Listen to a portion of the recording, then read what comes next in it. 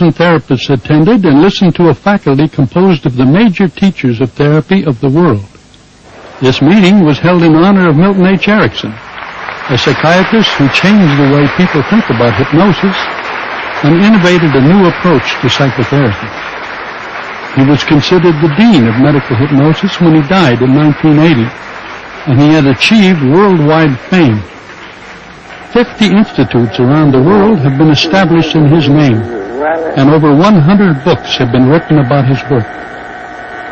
His achievements came in spite of, or as he said, because of, personal handicaps which would have incapacitated most people. And did you know you could go into a trance like you're not deep?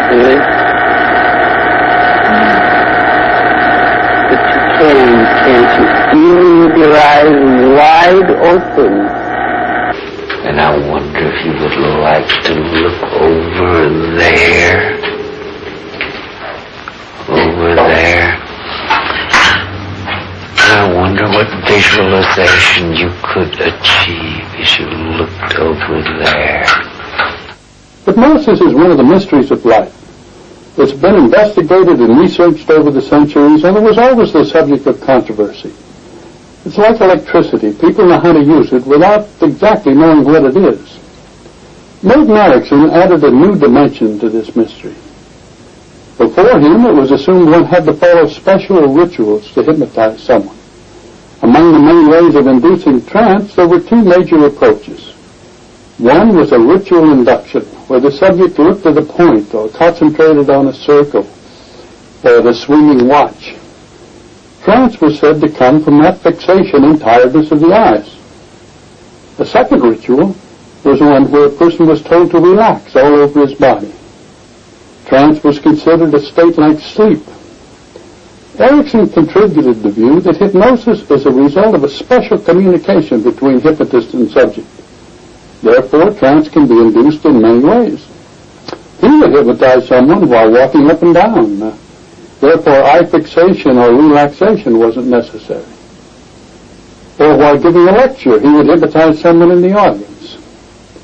He also hypnotized people outside their awareness.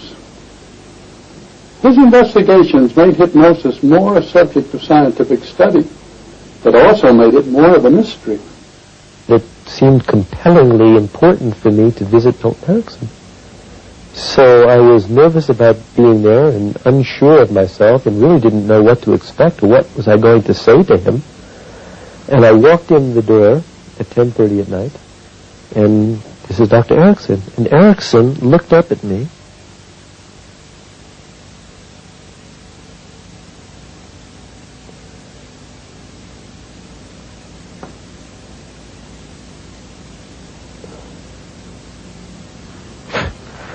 He didn't say hello.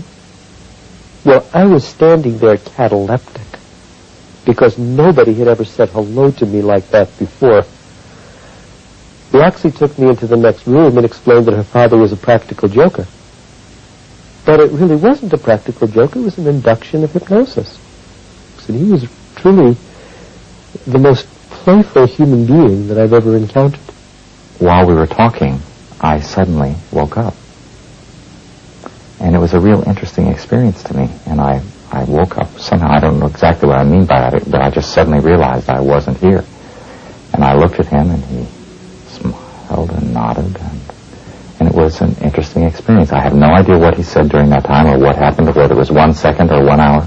And I used to position myself in the audience for the Saturday afternoon demonstration behind the biggest, heaviest man in the room, because I just absolutely didn't want to be seen. And when Milton would come in, I would kind of go like that. Really, I mean, I was terrified of him. But it didn't work. And somehow or another, he saw through the person I was sitting behind.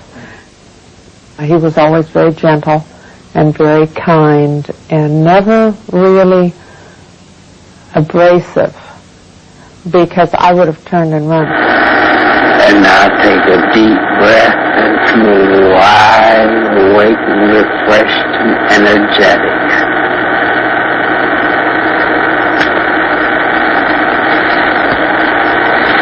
By the way, what is your name? Pat. Mrs. Pat. Do you always keep your hand up in the air like that? No, I usually. How far are you keeping you up there now? You don't know? This is an example of the subtle use of communication by Erickson. He would awaken subjects and they would still be in a trance. Apparently he said to awake, but actually he said the subject should feel like she was awake. She feels awake while still in the trance. I saw Milton as an explicit patient, only a couple of sessions, but I was scared. And to this day, I cannot tell you exactly what he did with me. I can only tell you that a great many things changed within a year and a half after I saw him. It's going to sound a little strange, but I'm not too clear even what we did discuss explicitly. I don't think I was in a trance the whole time. But he did love to do things and have people wonder how he did that. And in a way that was a failing, particularly for the beginners who would think, oh my goodness, I'll never be able to learn to do that.